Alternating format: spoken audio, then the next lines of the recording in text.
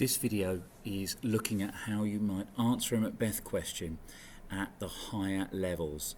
I labelled it here grades 7 to 9, so we're really looking at pushing into the top two levels, level 5 and level 6 on the mark scheme.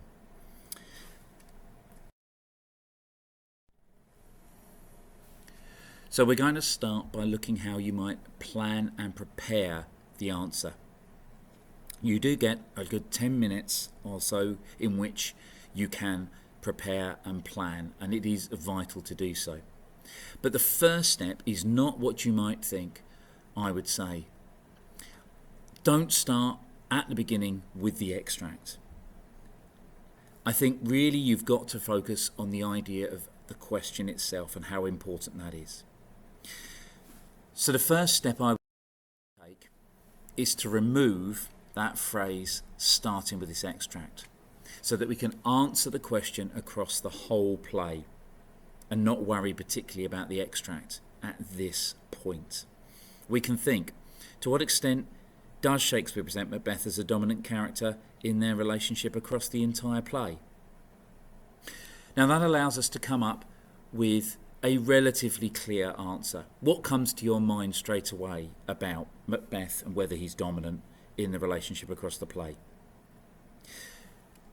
And then when you've done that, it's time to think a little bit deeper. I always recommend, with all literature texts, that your opening phrase, your opening argument, thesis statement if you like, can work very well in the shape of something but something. The answer that you initially think of, and then using but or however, whatever you like to take you a little bit deeper and think about it a little bit further. Now that's obviously going to help in terms of how the answer is marked. The fact that what you do is you begin kind of at 0 marks and you climb, like climbing a ladder, as you go through your answer. So the first part of your answer gives you a chance to do everything you need to at a good, strong level. And then if you're thinking a little bit deeper, going a little bit further, that can then take you into the higher levels. Now here's an example answer you might come up with. And you can see the however that takes the idea a bit further. In that first statement there, up to the however, the answer, do notice the use of things such as to begin with, and then as he gains, he becomes more. So even in the answer, we're thinking about the idea of change across the play. The other thing to be aware of is by putting the idea that it's unexpectedly cooperative, I'm straight away acknowledging the idea, gaining more power socially as well, the idea that this is not the power dynamic we expect. There's no need, as you know, for bolted on context. No need for you to start trying to say, back then, this is the gender situation, because of course we don't know what the gender situation was exactly. What we do know is that we don't expect that in a Jacobean play set in medieval Scotland, we don't expect equality between male and female. Then with the however, it actually focuses in again on the idea of gender, because that's the important thing here, that no matter what it appears like, actually when we look a bit deeper, the power is always there. So now we've got our answer, now we can analyse the extract. The key when we look at the extract is, as it says here, to look for how Shakespeare presents Macbeth's role in the relationship, not what. Focus on the how, not the what. This is something that AQA in their examiners' reports make quite clear they're looking for. You don't want to just be discussing the events of the play. This is very much what Shakespeare is putting on stage, what Shakespeare is showing us through the details. But at the same time, it's not necessarily just language analysis. This is not language as a GCSE, this is literature. So it's looking at how it fits into the whole play, how we would react to it as a drama. Now, as you come up with ideas, you're then going to consider how each idea you're coming up with relates to the rest of the play. And in order to do that, think about the play as a sequential text, as something that begins in Act 1 and ends in Act 5. And so whatever you're coming up with here, so you see the extract here is of course from the end of Act 1, so quite near the beginning of the play. We're particularly interested in how that builds after this, how that idea that we come up with continues in the rest of the play.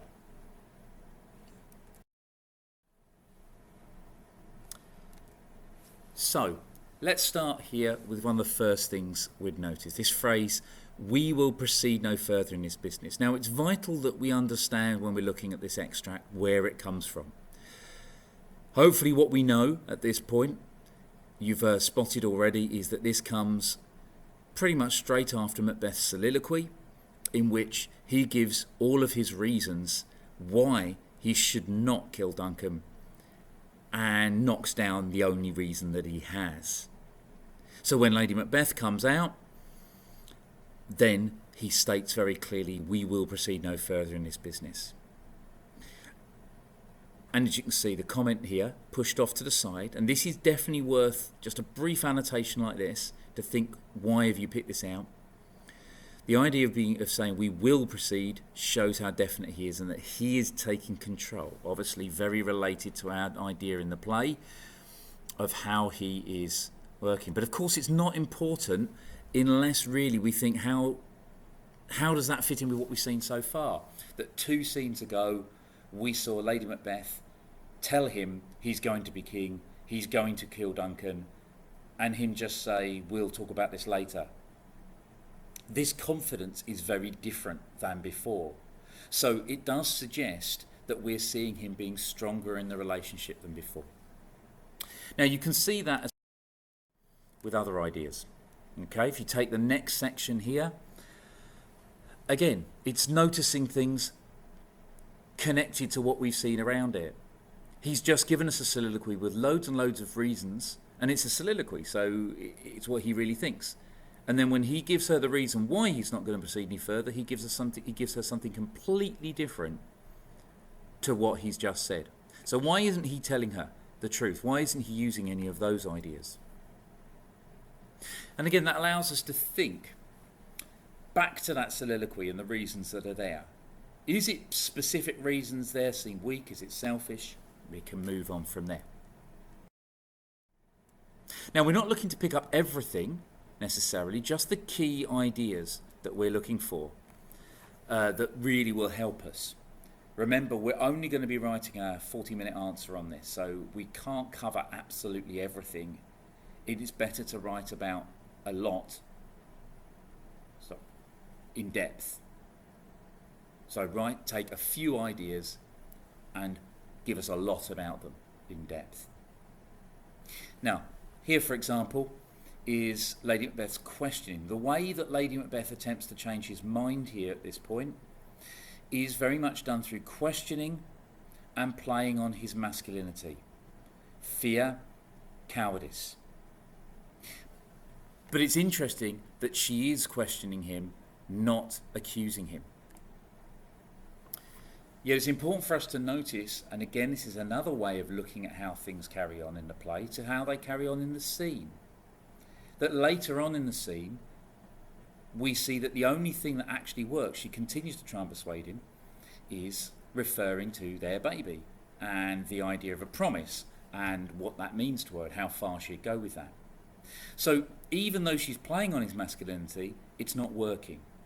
We're looking at their relationship, the dominance. This is her using her words to try and persuade him and try and change things around. But it's hard for her. So that might tell us something about the dynamic in the relationship. And then we get Macbeth's response at the end. Prithee peace, I suppose it's pretty much like saying stop talking please, is very strong. And it's the only time though, we do see him react as forcefully. He never ever tells her to be quiet again. So we could argue that she's hit home here. And finally, those last lines on here is him picking up on her use of the word dare just above, and him using it, showing that he feels a need to defend.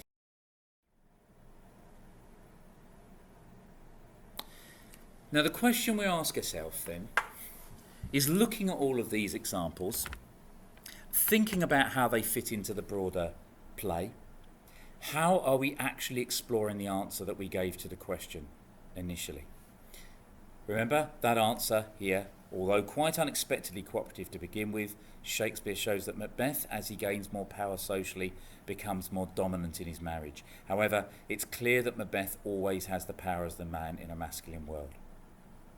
My first step is to look at these and say, right, how am I developing, how am I addressing those ideas specifically? Let's start the bit before the but. I think these three deal with it very well here. The idea, unexpectedly cooperative, but he becomes more dominant. So looking at the idea that he is being definite with will, that he's giving her different reasons to his soliloquy though, and pick up on the word dare, begin to show us the way that this relationship is working at this moment in time. Okay? So it's lumping those together, bringing them together and making a stronger, more focused argument. When we look at the more developed idea, we're going to take that a bit further. But I bring that together here and suggest that overall what we're seeing is apparent strength, but I could question that he's hiding his true feelings and being quite defensive, and remind herself that it only takes a few more lines before he caves into her view. So in this opening first part of it, you can see the way that I've approached analysing the extract. Taking particular ideas, drawing out what I think of them, thinking about how that fits in with the rest of the play, and now pulling it together in an overall argument, an overall point about that, what we learn from the extract about that idea of him gaining more power socially and how it works. So, exactly the same is going to happen now. We're going to pull out an idea of how that works across the rest of the play overall. The idea that even though we might say he's being defensive and he caves into her view, when we see it further on from this, he begins to take more control. Even though she's in control in Act 2, Scene 2, she can't make him go back. And then once he becomes king, he takes control of making decisions. Exactly the same for the second part. So I've taken those two elements that look at the idea that Macbeth always has the power, brought it together, and then thought about how that relates to the rest of the play. So looking at this preparation, and remember, knowing this extract already has meant that I can do this quite quickly. What we've got now is an argument down in the bottom left-hand corner of the screen there. We have examples from the extract in red. We have something that sums up what the extract has to say about that argument, and also how that fits in with the rest of the play. And then we've done the same for the second part of it. Literally, we have planned what we're going to write so that you can concentrate on what you're trying to say in the writing of the answer. So what about moving on to the of the answer itself? Well, this is very much what it looks like. First of all, we take that first part of the argument. The although quite unexpectedly cooperative to begin with, Shakespeare shows that Macbeth, as he gains more power socially, becomes more dominant in his marriage. And you can see that what's going on here is using the extract and bringing in other elements around it and how that works in the rest of the play as well to develop what we're saying. But the focus is always on answering that question about Macbeth's role in the relationship. So if we begin there at the second paragraph, identifying that in this part of the scene we may feel Macbeth is showing much more confidence in his own mind than we saw the previous time we saw the two of them together. A focus clearly on what's being said, but also bringing in how it relates to the rest of the play, to what's just been happening. Then Macbeth barely spoke and his wife dominated the conversation from the off, but he appears forceful, telling her, "We will not proceed with the murder." Just to make the point, underlined will. Okay? And that means that I don't need to say the use of the word will suggests that. I've gone right into what we've said before with it. He's appearing forceful. Okay? And it's different from her dominating the conversation before. Also notice how there the only need is to refer to the previous scene that she dominated the conversation. Don't need to give you a quotation to show that. It'd be a bit pointless really, because a single quotation doesn't show that anyway. Then we've got the discourse marker, yet, because we've said we might feel Macbeth is showing much more confidence. He appears more forceful, yet he follows this up with an explanation, and it is different to the reasons we've just seen him give in his soliloquy, which we must believe are the truth by theatrical convention. Nice little comment there, not explaining what a soliloquy is, but addressing the idea of why that's important, and therefore that must be the truth. Again, no need for specific reasons there at this point. As an audience, we are left wondering whether he thinks his ideas about his trust or his fear of revenge seem too weak to him, or too selfish and therefore ignoring her wishes. Using what we did in the plan and just drawing it out a little bit more, there is a quotation in there because it's again focusing on trust and then the reference to his fear of revenge. Maybe those particular points are the ones he feels he can't give to her. So having said he appears this way, yet he does this, which suggests something else, I bring it together in suggesting an interpretation. The answer may lie in the use of the repeated clothing motif that Macbeth's popularity would be worn. Now, you can see there it's bringing in, and again at grade 7 to 9 level, a clear understanding of the play and the way that this motif works through the rest of covering up the inside and what's going on with an outer layer. And there's lots and lots of examples of that. Now, I've moved it on here with further use of the idea of covering reality with an outer layer, like the vizard Macbeth says they must wear later in the scene. There's a quotation. And again, it only needs one word, because I remember he says something about making the faces vizards to our hearts. But I don't need to remember the detail. It's the point that there's a vizard, right? I don't need to explain what a vizard is. The examiner knows. But that sense that it's an actual covering up may well, as I've suggested here, say that the popularity is something that is not necessarily true, not necessarily going to last, but the sense that he can cover up his darker ideas with a reality. Now, I could have gone for the innocent flower and the serpent, but I thought the vizard actually was easier to use and probably more effective. And then I throw in that idea of, after all, it only takes a few more lines for Lady Macbeth to change his mind completely. So when you look at that paragraph, yes, it uses all the things that we picked out. Yes, it refers constantly to the rest of the play as it goes along. It doesn't just deal with this extract and then go to it. It constantly refers to how it fits in with what's around it.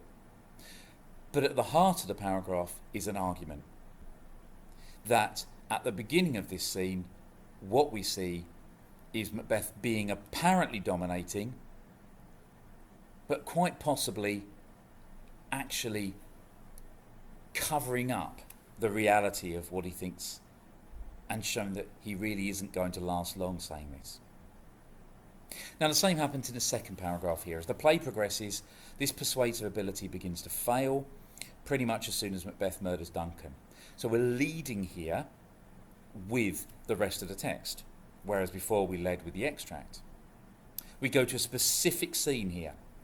The scene following the murder, we say Lady Macbeth in control.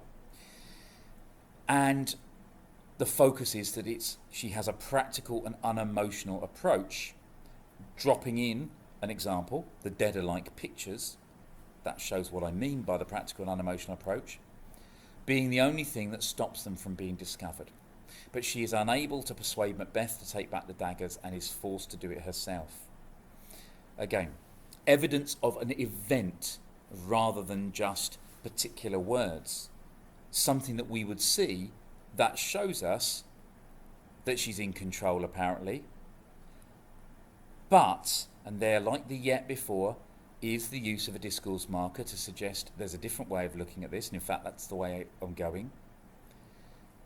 Even though she's in control and being practical, she cannot change his mind.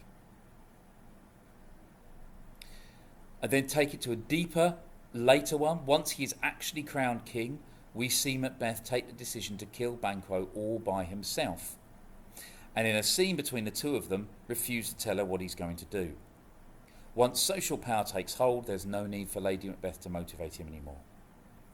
Some examples are later in the play, and finishing with an interpretation. A statement that says why I think that's important, that power means he doesn't need her anymore. Now, why is this grade 7 to 9? One, it's focused on an argument. It's focused on a discussion of an argument. That's where the yet and the but, the discourse markers come in, that take it from one way to another. The choice of detail is good. The knowledge of the rest of the play is thorough. At this point, it definitely would have secured at least level 4, but most certainly elements of level 5, if not all of level 5, which sets us up to try and push into level 6, this idea of more perceptive ideas. And that's helped by the fact that what we're going to argue is much more difficult, that Macbeth always has the power. It's easier to look at what's going on between them, but to read underneath that the fact he's a man means he's always got power is harder. So here it goes. Keeping the link and the development of it going, and we may take this idea further. So taking the idea that she doesn't have relationship power as the relationship goes on suggests that maybe we realise that she never had any power in the relationship to begin with. A topic sentence that takes us in that more interesting, more difficult to prove direction. So you can see we start again with a different part of the text because it helps here earlier on when she uses the valour of my tongue to persuade him and points out that that's the only power she ever had as a female, and then linking that to her using the valour of her tongue, rhetorical questions, and pointing out that using those is restricted because she can't accuse him directly of weakness because he's a man, I suppose. And then looking at the detail and how that works. Talking about him being a fear to match his eye with his act, but looking his fear of his own behaviour rather than actually accusing him. And then this idea that she doesn't call him a coward, she says he will feel he's a coward in his own esteem. And then it points out that even then, another discourse marker, even then her attack on his masculinity doesn't work. And it takes us to this idea of his response of prithee peace, that he just shuts her up with it, and that she needs to mention this baby. And it takes the idea of it's not clear what actually changes his mind, whether it's the existence of a baby, tender feelings, or the power promise would have. That is what persuades him in the end. So again, using the extract and constantly referring to the text around it to try and argue that actually the power of words she has is not as strong as we think. Third paragraph again carries on by thinking in broader terms about the whole play. Having her power only in persuasion, when that begins to fail, she has absolutely nothing and fades into the background. So leading with this idea coming out of the only power she ever had was the valour of her tongue, and then when that goes, she's nothing. Using the Banquo's ghost scene as an example, that she convinces no one, and Macbeth pays no attention at all to her. And then going to their final conversation, that scene after the ghosts leave, when he doesn't even appear to listen to what she has to say. Notice no just references, no specific quotations in there, but it is talking about detail in it. Yet when it then comes to the final ending here, following this final encounter, we see their paths diverge. Again, notice that just dropping in the idea of the noting that is the last time we see them together. And then it comes this idea that Macbeth becomes increasingly masculine and violent, while Lady Macbeth has her one power destroyed, the ability to speak, ending with broken and repetitive speech like to bed, to bed, to bed, and come, come, come, come. There is where the quotations are useful. And the final summative point is Macbeth fights the end, she destroys herself. Beleriand Green, much more challenging than a previous idea, and definitely one that an examiner would see as perceptive. It is quite perceptive to talk about her power of persuasion and how that actually doesn't work as much as possible, and how it's taken away from her a bit later, and perceptive use of evidence there, or advanced use of evidence at least. So what about concluding? Conclusions are a way in which you can consolidate where you are, but potentially, particularly for AO3, dealing with the ideas of it overall and the task in AO1, it's where you can actually bring the answer together and maybe make statements about what Shakespeare is trying to achieve here, what the writer is trying to achieve.